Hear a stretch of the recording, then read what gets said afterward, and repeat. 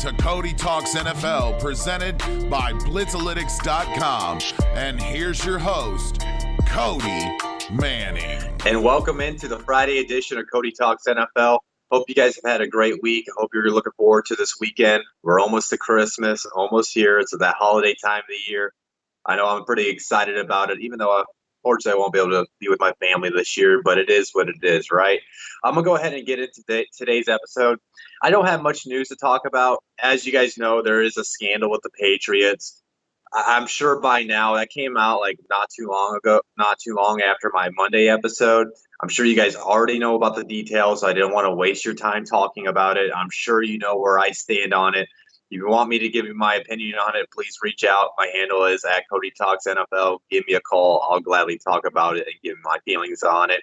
Other than that, I'm going to dive into recapping last night's game really quick. It went as I expected. And then I'm going to get into the Sunday game previews, and I'll get you guys out of here. It's probably going to be a really quick episode. I mean, I try to do my best researching, but there wasn't much news out there. It's at that point of the year where basically the season's coming to an end. And it's either you're in the fight for the playoffs or you're not, and you're just evaluating your team at this point and see what you could maybe bring for the 2020 season. But yeah, I'm gonna go ahead and get into last night's game. The Ravens did what I expected to do. They walked all over the Jets. They spanked them. Lamar Jackson balled out. He probably has his fantasy owners smiling this morning because they got a big lead on their opponents as they head into these semifinal matchups of the fantasy football world. But the Ravens did win 42-21. Lamar Jackson did set the single season rushing record for the quarterback position. So he set some records last night. Ravens are sitting at a 12-2 record. I believe they should just have to win next week to wrap up the number one seed in the AFC since they have the tie advantage over the Patriots. And from my understanding last night, I believe Mike Garafolo was the one that reported this.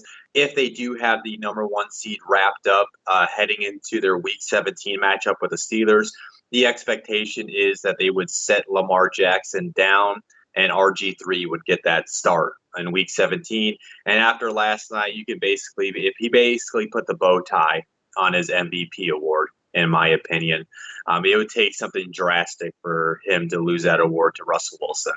Looking at the Jets really quick, Jets now they're sitting at 5-9. Their season just hasn't been what they expected to be, mainly because of the injuries that has happened. Also, maybe because Adam Gase isn't the greatest coach in the world.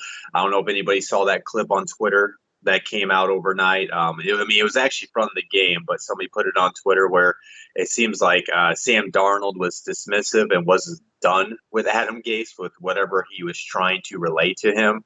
So I don't know. I know the Jets said they're committed to him in 2020, but I feel like if they're going to try to save Sam Darnold as their franchise quarterback, they may want to just end this experiment early. I mean, if he failed in Miami, I still don't know why they brought him up to New York, but hey, they're the ones with the billions of dollars, not me. So they're the ones that get to make those decisions, even though I didn't really agree with it. We'll see where the Jets go. They got the final two games to evaluate and see who they want on their roster in the 2020 season. Other than that, Ravens did what they had to do last night. And like I said, they won one more game. They wrap up the number one seed in the AFC, and they got home field advantage throughout the playoffs. I'm going to go ahead and get into the Sunday game preview, starting with the first set of games. And I do want to say, I wish the NFL would look at this slate of games and try to do that next year when they schedule the games, because I felt like this was probably the best balance of the amount of games that you could get on a Sunday between the games that start at the 1 p.m. Eastern time and the games that start on at the 4:15 or 4:05 to 4:25 p.m. Eastern time games. I'm gonna go ahead and start in with the Patriots. They are traveling out to Cincinnati to face the Bengals. I'm gonna start with the injury reports. As far as on the Patriots side, Isaiah Wynn had to miss practice yesterday because of an eye injury. The following guys have been limited: Julian Edelman with a knee and shoulder injury, Ted Karras with a knee injury, Jason McCourty with a groin injury, Mohamed Sanu with an ankle injury, and Danny Shelton with a shoulder injury. The Bengals actually did get some good news this week with their first-round pick, Jonah Williams. He's been cleared to practice. Now, from what I gathered last night when I was looking into this, it looks like they're just going to have him practice just to get some practice reps. It actually doesn't make sense for them to rush him back into game action. Maybe they try to get him activated for the last 2 games, but I think this is more just getting him some practice reps. Makes no sense for him to rush him necessarily back because they're out. Obviously, they're out of the playoff picture, and they want him healthy for the 2020 season since he is their left tackle of the future, and he'll probably be protecting Joe Burrow's blind side next season. Again, though, for the Bengals, AJ Green's has not practiced. Again, I don't know why they have not put him on IR, but I got to report it to you guys if he's on the practice report as a notable name. And then Sam Hubbard, he was limited with a knee injury. As far as how I think this game's going to go, I mean, you're talking about the Patriots. They're still the Patriots. I know they're stealing the Bengals signals, but which is kind of doesn't make sense to me why they would need to do that to beat the Bengals. But anyways, New England, they should be able to walk all over the Bengals. They still have something to fight for. They had that 1-game lead over the Chiefs, and after dropping that game to the Chiefs, they need to win out to make sure they at least hold on to the number 2 seed. Obviously, they were hoping the Jets could pull off the upset last night. That didn't happen. So they would literally need the Ravens to lose the next 2 games to get the number 1 seed in the AFC. So at this point, they're just fighting for a first-round bye, hold that advantage over the Chiefs. And then, so I think they're just going to walk all over the Bengals. I really do. I think they could dominate on defense, make Andy Dalton force mistakes, force turnovers. And I really don't see this game being a close one. I can see them winning like a 31-17 type win for the Patriots. I really think they should be able to beat the Bengals by 10-plus points. I don't see how this is close, and the Bengals keep it close. Maybe Zach Taylor's got something brewing for the 2020 season with his roster, but I just don't see that happening. I do think the Patriots walk all over the Bengals.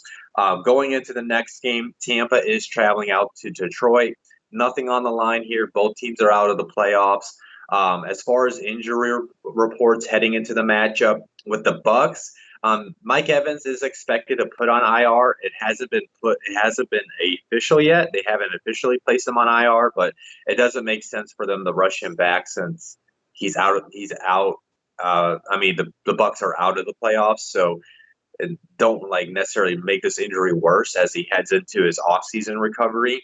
And then for the rest of the notable names for the Bucks injury report, Donovan Smith has not practiced with a knee and ankle injury. Jameis Winston has been limited with a thumb and knee injury, and Jason Pierre-Paul has been limited with a knee injury.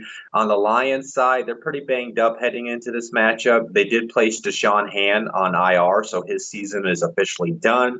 Matthew Stafford has yet to return to practice.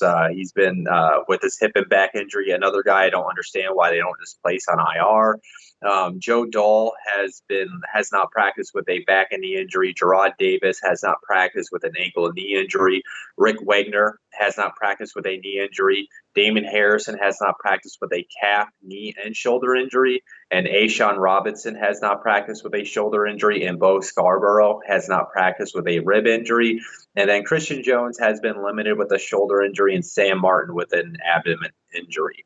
As far as this game, how I think it will go, I just think the Lions, they're just too banged up right now to even be competitive in this game, especially with that injury report, especially that they don't have Matthew Stafford.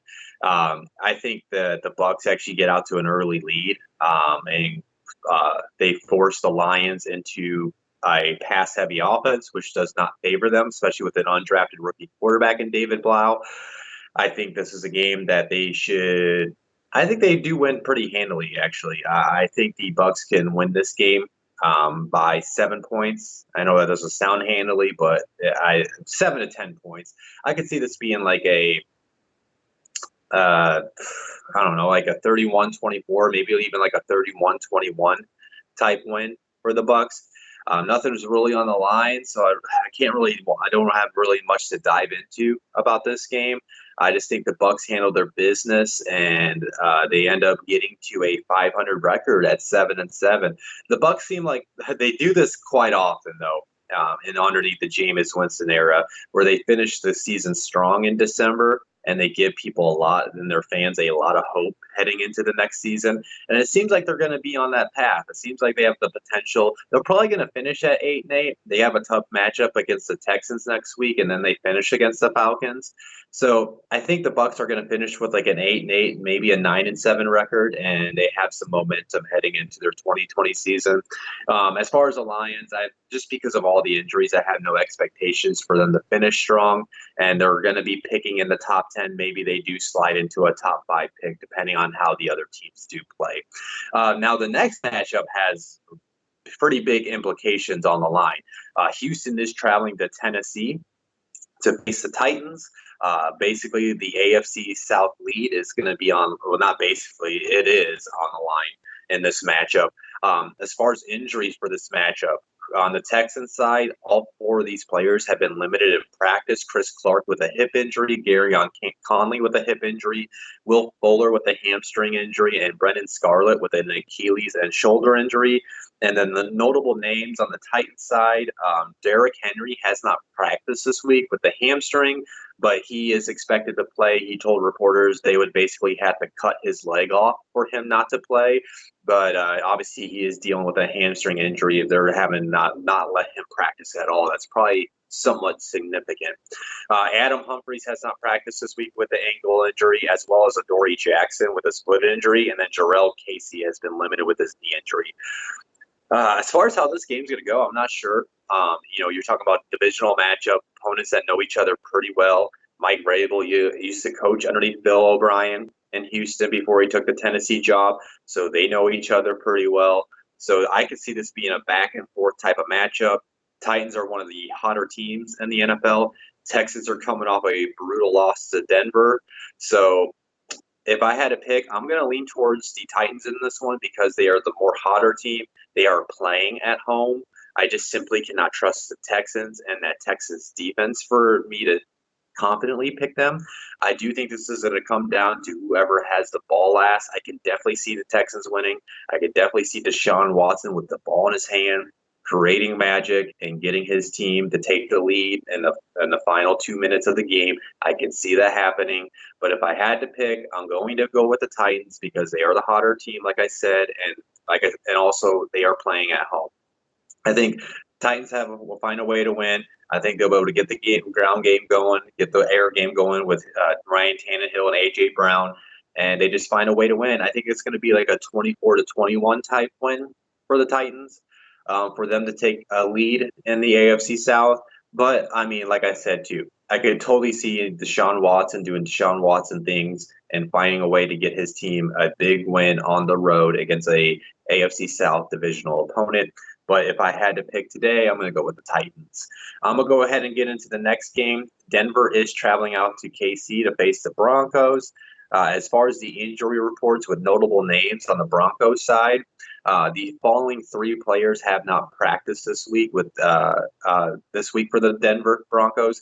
Juwan James with a knee injury, Draymond Jones with an ankle injury, and Ron Leary with a concussion injury. And then the following players have been limited for the Broncos. Von Miller with his knee, Noah Fant with a hip and foot, Alexander Johnson with a knee, Mike Purcell with a shoulder and knee, and Isaac Yiadom with a shoulder injury. And then with the Chiefs' notable names, Frank Clark has not practiced this week with an illness and shoulder injury. And then Andrew Wiley has been limited with a shoulder injury, and Damian Williams has been limited with a rib injury. So he might possibly be able to return this week for the Kansas City offense. As far as how I think this game is going to go, obviously the Chiefs, they got the AFC West wrapped up. Now Denver is technically still has a small percentage shot at the playoffs, so they do still have something to fight for. But Chiefs, obviously, they want to win out and hope the Patriots end up dropping a game or two over the next 3 weeks, because now that they beat the Patriots, they have the tie advantage over them. So they have a shot to get the number 2 seed in the AFC, get that important first round bye for Kansas City, force New England to travel to Kansas City if they were to face them in the playoffs.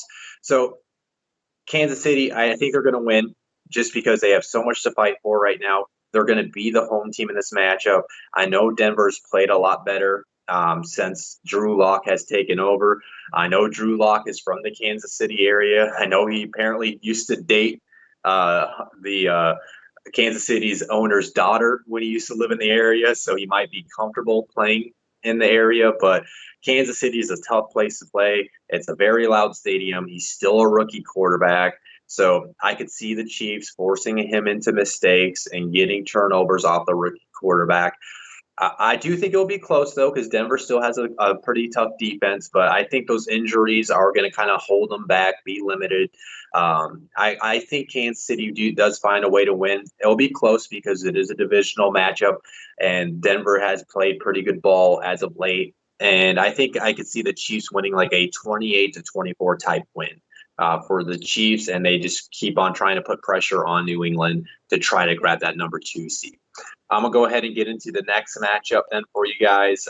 This is another – well, I say this one doesn't have much on the line because of playoff implications, but this actually does have a lot on the line because of the NFL draft order. Miami is traveling out to New York to face the Giants. As far as the injury reports on the Dolphins side, these 4 players have been limited this week. Chandler Cox with a shoulder injury, Nick Needham with a groin injury, and then Devontae Parker and Albert Wilson have been limited with their concussions. And then on the Giants front, Janoris Jenkins has not practiced with an ankle injury, and Kevin Zeitler has not practiced with an ankle and wrist injury. And then the following players were limited. Daniel Jones with his ankle injury. Now, a little note that came out this morning. Daniel Jones is not expected to play. It sounds like Eli Manning will get at least one last start, one last home start for the Giants. And Evan Ingram has been limited with his foot injury, and Rhett Ellison with his concussion has been limited.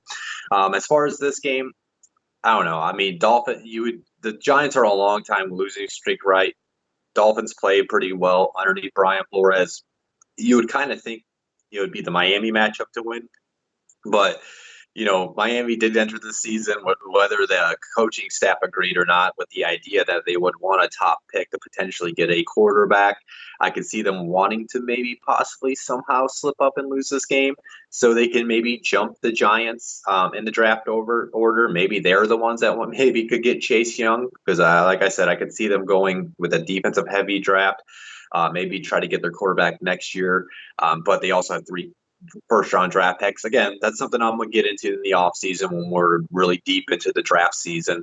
And then here's the thing. I think I'm picking the Giants for this reason. They're at home.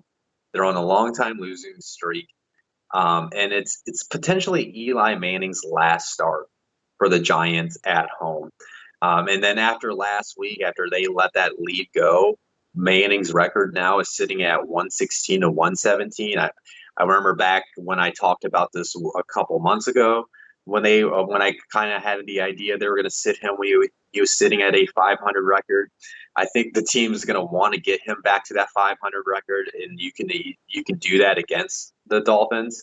So I think the Giants are going to rally behind Eli, rally behind his last start, and find a way to win. It might be a close game, though. It might come down to the wire. I'll pick the Giants to win like a 21-17 type win, even though it might upset Giants fans because they could potentially – I'm not sure what this would necessarily do because when it comes to the draft order, it doesn't deal with head-to-head. It's more of strength of schedule type thing. So I'm not sure if they lose this game to the Dolphins, if that would force them to lose the number 2 pick where they currently stand. But I think the Giants find a way to win. And then next week, Daniel Jones finishes the season out and Eli's back to a 500 record. That's how I think this game will go. Again, though, this has no implications on the playoffs. This is more about the draft order.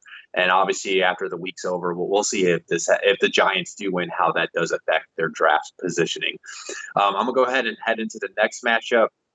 The Eagles are traveling to Washington to face the Redskins. As far as injuries heading into this matchup, the Eagles did place Alshon Jeffrey on IR, so his season is officially done.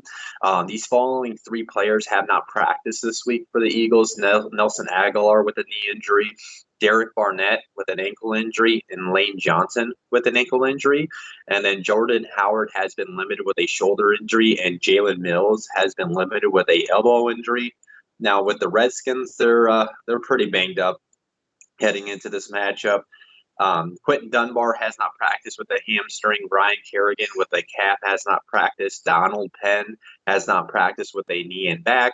Trey Quinn has not practiced with a concussion. Adrian Peterson has not practiced with a toe injury. And Josh Norman has not practiced because of an illness. And these following players have been limited in practice this week. Ryan Anderson with a shoulder injury. Fabian Moreau with a hamstring. Paul Richardson with a hamstring. And Brandon Sheriff with an elbow and shoulder injury. As far as how I think this game is going to go, Eagles, obviously, they're limited on the offense right now because of all the injuries, but they have a lot to fight for. They're currently tied with the Dallas Cowboys for the NFC East lead. They're fighting to potentially still be in the playoffs somehow. Yes, I know I talk about this every week, it seems like now. But they're going to want to win this matchup because obviously if the Cowboys win, that will lead basically into the fight to who wins the NFC East next week when they face the Cowboys in Week 16. So I expect them to get after Dwayne Haskins, force him into mistakes, sacks, turnovers. They're going to try to find a way to move the ball down the field. The Redskins are pretty banged up on both sides of the ball. So I think they should be able to move the ball down the field, even with just Miles Sanders, Boston Scott, Dallas Goedert, Zach Ertz. That's still enough. Maybe a guy like J.J. Arcega-Whiteside or Greg Ward, one of these younger guys at the wide receiver position, can step up for Carson Wentz at the end of the season. But I don't know. I think the Eagles do win. It might be close because of all the injuries. I think they should be able to win by 7 still. I could see this being like a 24-17 type win for the Eagles. I'm going to go ahead and get into this next matchup for you guys. Seattle is traveling. Oh, really? That just happened? I know he said something on Twitter I didn't want to repeat on here. But yeah, Rob just updated for me. The Giants did cut Janoris Jenkins this morning. Good for them. If anybody did not know why they would cut Janoris Jenkins, he was actually tweeting when he was out of practice the other day. How do I say this? Basically, and not, I don't want to upset with anybody, but he called, yeah, there you go, Rob. He called a fan an R word. If you know what that says, mentally disabled, and that should be able to explain itself. And yeah, they cut him for it. So kudos to the Giants for doing that. And I mean, he's been on the downturn of his career, but yeah, you can't be using that type of language, especially nowadays. We all understand that's not a word you just toss out there anymore. I know, back in our society's history, I guess you could say, words like that were easily tossed around, but we're trying to grow as people, grow as a society, be better people, and you can't be calling fans that. I mean, I think he's just been trying to get his way out of New York for the longest, and now he's out. He's cut. I don't expect a team to pick him up. But obviously, I'm sure a team will at some point in the offseason when all of this stuff has blown over. Some team will bring him in to add depth. And I could thank you, Rob, for letting me know that. Interesting. I was wondering if they were going to do that, but it looks like they went ahead and did it. Good for them. And I'm going to go ahead and get into the next matchup like I was going to do. Seattle is traveling to Carolina to face the Panthers. As far as the injuries heading into this matchup, for the Seahawks front, Jadeveon Clowney has not practiced because of a core injury, and he's been sick. Luke Wilson has not practiced with a hamstring injury. Shaquille Griffin has not practiced because of a hamstring, and Michael Kendricks has not practiced because of a hamstring injury. And then Ziggy Ansah has been limited with a neck injury, and then Dwayne Brown has been limited with a bicep and knee injury. And then as far as the Panthers front, Mario Addison has not practiced because of a chest injury, Greg Little because of an ankle injury, and Greg Olsen has been limited this week because of a concussion injury. As far as this matchup, normally, if anybody knows, I always bring up the whole thing of a West Coast team traveling to an East Coast team. Based at the 1 p.m. start time, I'm not a big fan of that when the NFL schedules the West Coast teams like that. I do feel like it is a disadvantage. I say that every week, it feels like at this point. But Carolina, they came out flat last week against the Falcons underneath the new interim head coach. And honestly, I don't expect them to perform against Seattle because of that. I think Seattle should find a way to win. Maybe Seattle starts this game off slow because of the start time. But I think as the game progresses, I mean, look at last week. This is a different team, but kind of look at the 49ers last week. They kind of started off slow, right? Saints kind of jumped out on them. And then, like, once it got into like the second quarter, they kind of got things going. They got back into into the game. I don't need to really dive into much other than that, but that's what I'm kind of looking at it, right? I can kind of see Seattle starting off slow. Maybe it's like after the first quarter, maybe the Panthers have like a 3-0 lead or a 7-0 lead, for example. But then I think I could see the Seattle coming storming back as the second quarter progresses and just beating up on the Panthers. Seahawks, obviously, they have to keep on winning, so they have a chance to win the NFC West, especially now that they're a game back behind San Francisco. They're going to want to keep on winning to obviously hold also onto the 5th seed in the wild card as well, just in case San Francisco continues to win their matchups too. So I'm going to go with Seattle on this game. I think they find a way to win.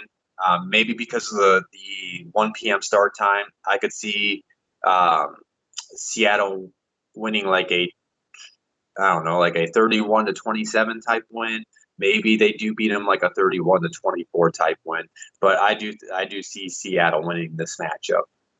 And then going into the next game, Chicago is traveling up to Green Bay to face the Packers.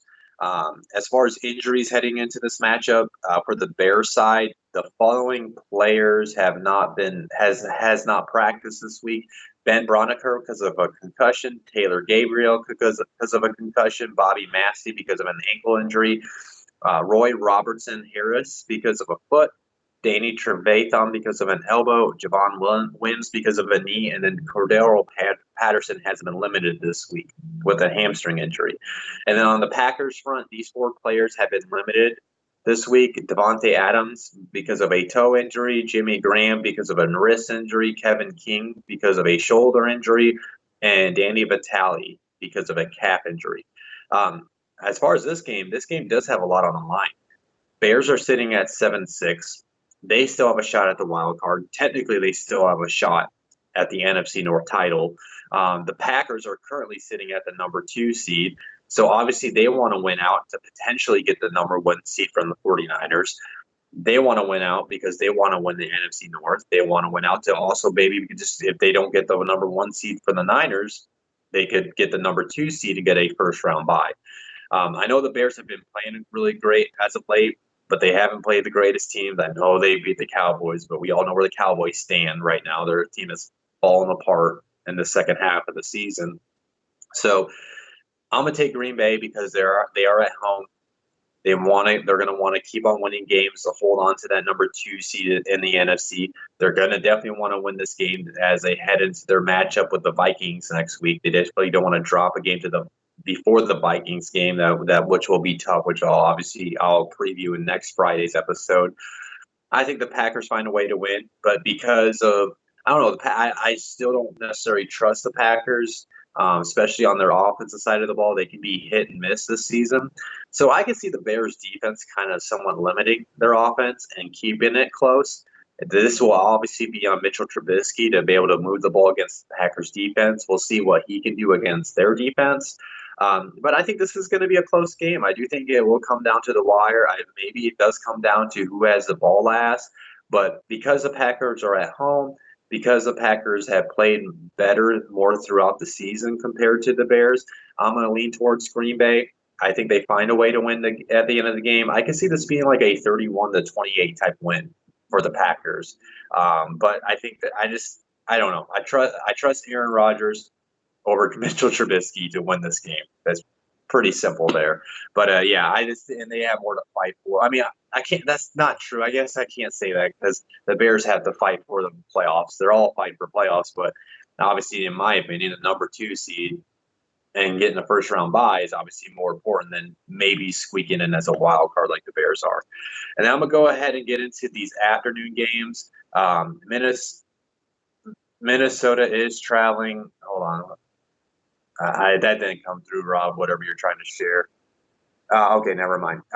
Minnesota is traveling to LA to face the Chargers. And then the Vikings, as far as the injury, now these are all the afternoon games. Like I said, I like that we have a proper balance between the first set of games and the afternoon games this Sunday. Minnesota is traveling out to LA to face the Chargers. The Vikings, as far as their injuries heading into this matchup, Alexander Madison has not practiced because of an ankle injury, and then Xavier Rhodes has been limited with an ankle injury. Mike Hughes has been limited with a hip injury. Adam Thielen has been limited with a hamstring injury, but the expectation is he will return this week. And then BC Johnson has been limited with a quad injury. And on the Chargers front, the only notable name on their report is Mike Williams. He's been limited with a knee injury. As far as this game, I mean, obviously Minnesota is going to want to win the game because they got the LA Rams breathing on the back of their neck for the 6th seed in the wild card. And then also they want to win so they can head into their matchup with the Packers next week on some momentum with a chance to win the NFC North and then jump over the Packers and maybe potentially be the number 2 seed in the NFC. So they're going to want to win this game. The Chargers don't really have much to fight for, but they're still they're the healthiest they've been all year. And I think I want to say I said this on an episode, or maybe it might have just been in a simple conversation with some friends. But I feel like the Chargers are one of those teams that you don't want to face in December because they have so much talent on both sides of the ball. This could be one of those classic trap games. I could definitely see the Chargers getting the upset over the Vikings. And they're traveling out to LA. For whatever reason, teams have kind of came out slow whenever they go out to LA. For example, earlier the Packers got their butts whooped by the Chargers. I don't think the Vikings would get their butts whooped, but Packers got their butts whooped. And then Aaron Rodgers, after the game, kind of hinted that players are out late partying in LA. So obviously the Vikings, they better come to play. They better treat this as a business trip. Don't have a late night out in LA. Just get into your hotel room and be focused on this game. If I'm going to pick a winner, I'm going to pick the Vikings. At the end of the day, they have more to fight for. But I do think this is going to be a close game just because the Chargers have that talent to take it to a team like the Vikings, and they're actually the healthiest they've been all year. So I think they're going to take it to the Vikings. I think it's going to be a close game, but I do think the Vikings find a way to win. I could see this being a 34-28 type of win, 34-27 type of win. I think it's going to come down to the fourth quarter, but I think the Vikings do find a way to win just because they have so much to fight for at this point of the year compared to the Chargers. And maybe Philip Rivers, so after his big time performance last week, maybe he goes back to how he looked earlier in the season when he looked very off in his game. I'm going to go ahead and get into the next game. Jaguars are traveling out to Oakland to face the Raiders. As far as injuries heading into this matchup, notable names on the Jaguars side. DJ Chark has not practiced this week because of his ankle injury. D.D. Westbrook has been limited with a neck and shoulder injury. Trey Herndon has been limited with a shoulder injury. Brandon Linder has been limited with a knee injury. And Calais Campbell has been limited with a back injury. On the Raiders side, Trent Brown has not practiced because of a pectoral injury. Gabe Jackson has not practiced because of a knee injury. Daryl Worley has not practiced because of a neck injury. And then the following players have been limited for Oakland. Rodney Hudson because of an ankle injury. Josh Jacobs because of a shoulder injury, but the expectation is he will return this week. LaMarcus Joyner has not practiced because of a hamstring injury. Hunter Renfrow because of a rib injury, and Eric Harris because of a hamstring injury. As far as how I think this game is going to go, I mean, you're talking about the Jaguars who have lost 5 straight games by 17-plus points. I know the Raiders have kind of fallen off over the past few weeks, but let's keep this a note too. This is the last game in Oakland before they move to Vegas next year. So I know John Gruden has talked about it. I'm sure the players understand it. They need to give their fans one last show in Oakland. And the last thing their fans deserve is to see the Jaguars, who have completely been a dumpster fire over the last 5 weeks, somehow beat them in Oakland. The team's going to come to play, I believe. I think the Raiders are going to really smack around the. I mean, who knows? It might be a shootout because the Raiders are dealing with injuries and they haven't played as well as of late as two. But because it's the last game in Oakland, I'm going with the Raiders in this one, especially with Josh Jacobs being back. The Jaguars cannot stop the run whatsoever. So as long as Josh Jacobs does play, I think he's going to go off against that Jaguars defense. I think the Raiders find a way to win, give their fans that in Oakland that last hurrah send off, I guess you could say. I think the Raiders do find a way to win. The Raiders, I guess, technically still have a shot to the playoffs, so they still also have something to technically fight for more than the Jaguars. I think the Jaguars packed their bags about a month ago. They are looking towards their fishing trips in January. So yeah, I'm going to take Oakland in this one just because I want to see them win one for those Oakland fans. As far as maybe a prediction on the score, you know what? The Jaguars have fallen apart, lost by 17 plus, so I could see the Oakland winning like a 31-17 type win. And send their fans in Oakland off with smiles, and I hope they do, really do. The last thing I want them to see is a poor Jaguars team beat the Raiders in their last home stand in Oakland. So I'm gonna pick Oakland in that one. And then the next matchup, Cleveland is traveling out to Arizona to face the Cardinals. As far as injuries in this matchup, on the Cleveland side, as far as notable names, J.C. Treader has not practiced this week because of a knee injury. Odell Beckham has been limited with a groin injury. Chris Hubbard with his knee injury has been limited. Jarvis Landry has been limited with a hip injury, and Olivier Vernon with a knee injury. And then on the Cardinals front, Justin Pugh has not practiced this week because of a back injury. Terrell Suggs has not practiced with a back and illness. And then the following players have been limited for Arizona: Buda Baker with a hamstring injury, J.R. Sweezy with an illness, Christian Kirk with an ankle injury, Joe Walker with a ribs injury, and then Max Williams with a knee injury. As far as how this game's going to go, this one's kind of hard for me to really predict, to be honest. Technically, the Browns have a lot more to fight for than the Cardinals. The Browns still technically have a shot at the wild card positioning, while the Cardinals are completely out of the playoffs. Cardinals haven't won a game in like 6 games, too, so they're on a big losing streak right now. But the Cardinals, like we kind of saw last week, they had a chance to beat the Steelers last week, so I can definitely see the Cardinals staying close. I've always said, for me, whatever reason, when teams travel out to Arizona, it either goes one way. It's either they beat up on the Cardinals or somehow, for whatever reason, the games are close in Arizona. So I think this is going to be a close game. One kind of cool thing, I guess, is you're seeing Kyler Murray versus Baker Mayfield, 2 back-to-back Oklahoma Heisman Trophy winners. Baker Mayfield hates Cliff Kingsbury, by the way, because he sent him packing from Texas Tech back in the day before he transferred to Oklahoma. So there's a little bit of a hatred there between those two. So I know Baker Mayfield, regardless if he said it in the media, he's going to want to come out and ball out against Cliff Kingsbury. I don't know if anybody saw this too, but Kyler Murray kind of threw some shade at Baker Mayfield, saying he would never do the things that Baker Mayfield has done in the NFL, as far as, calling out players, calling out the medical staff, stuff like that. So there's some underlying stories that people might not know that's kind of going on right now. So I don't know. This one's hard for me to pick. It's a toss up. It's a coin flip to me that whoever wins this game. I could see Arizona winning this game.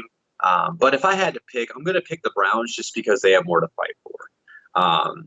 They still technically have a chance at the playoffs. I think it's going to come down to whoever has the ball.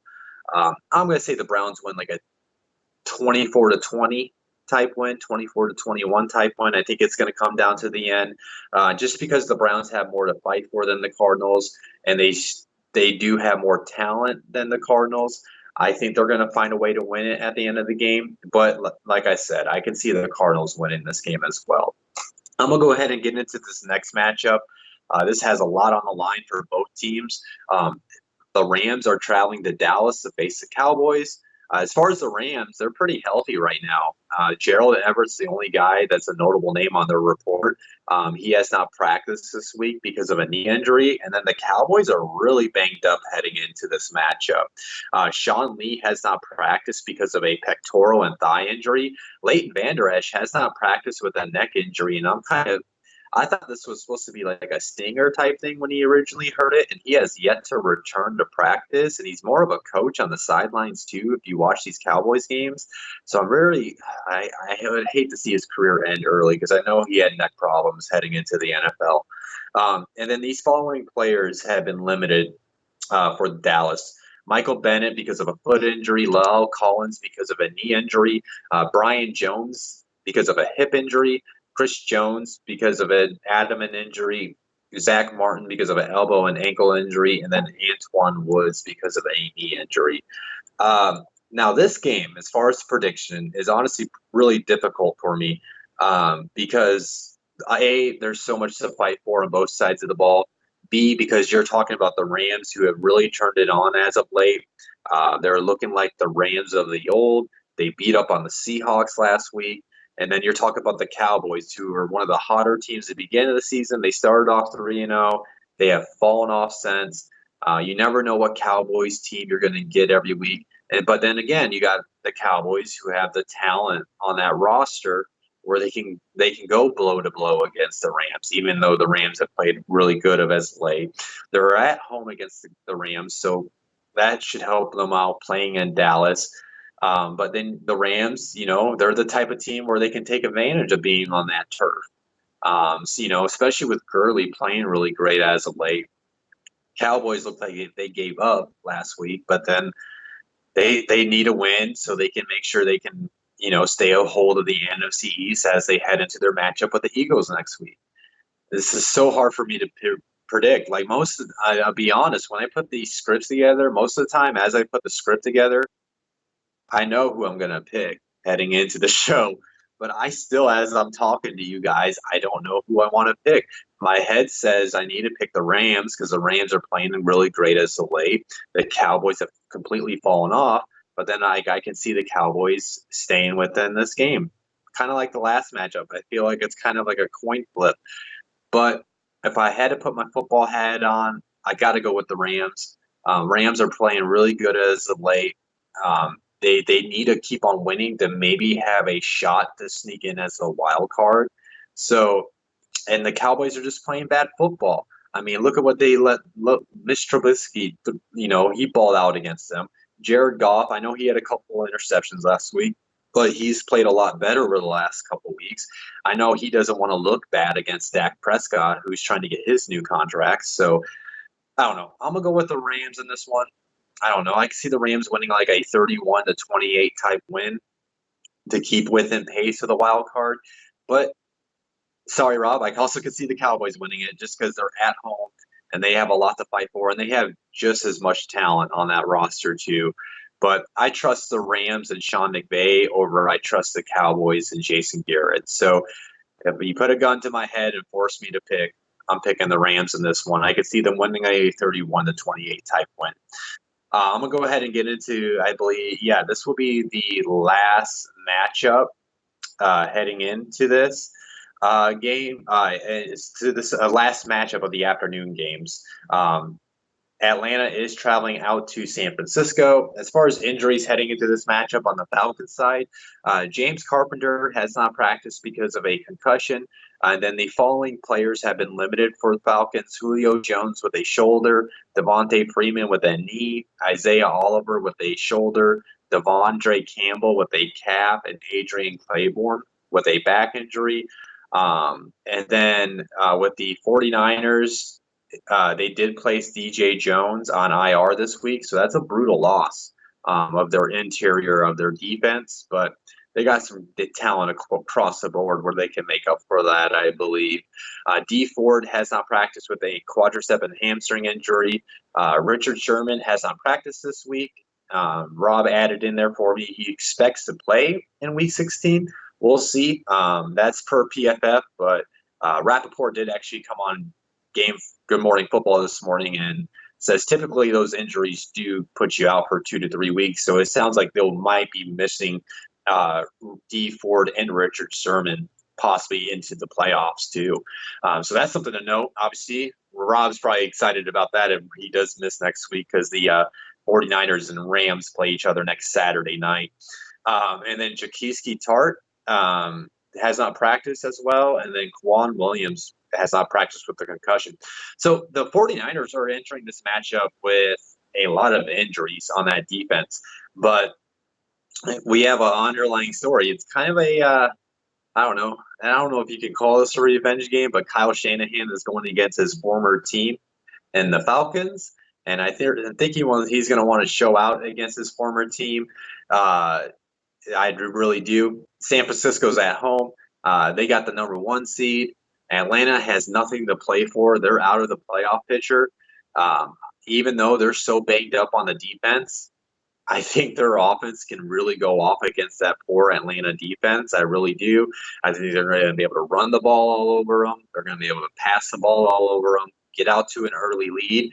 And you know what happens when you get out to an early lead?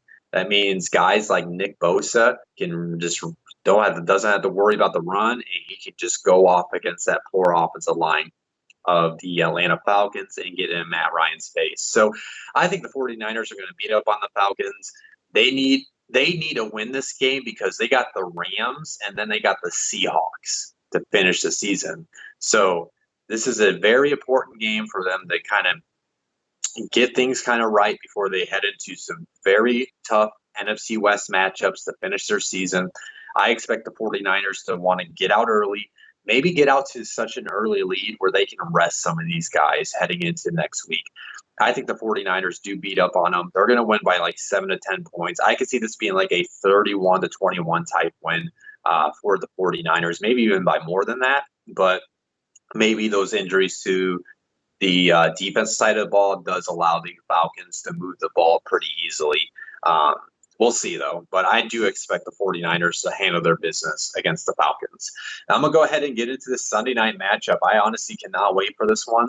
It's basically two teams that got really good defenses, and then their offenses do have some question marks that do surround them.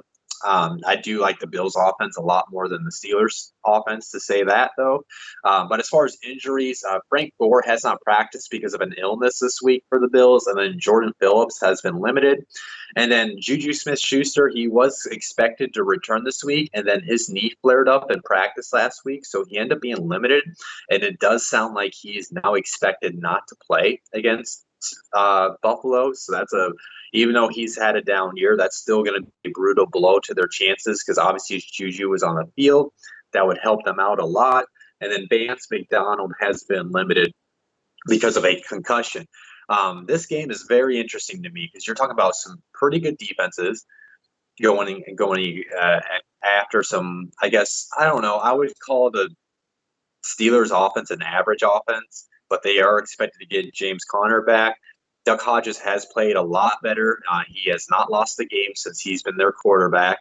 But then the Bills to me, their offense, like, they can really put it on to some teams one week, and then they can kind of fall apart in the next week, kind of like we saw last week against the Ravens. So I don't know, but I do trust Josh Allen more than I do trust Duck Hodges. Yes, I know the Duck has been playing pretty well as of late, but we'll see what he can do when he faces a pretty good defense against Buffalo. I think Buffalo will be able to force him into those rookie mistakes, those rookie turnovers in this matchup.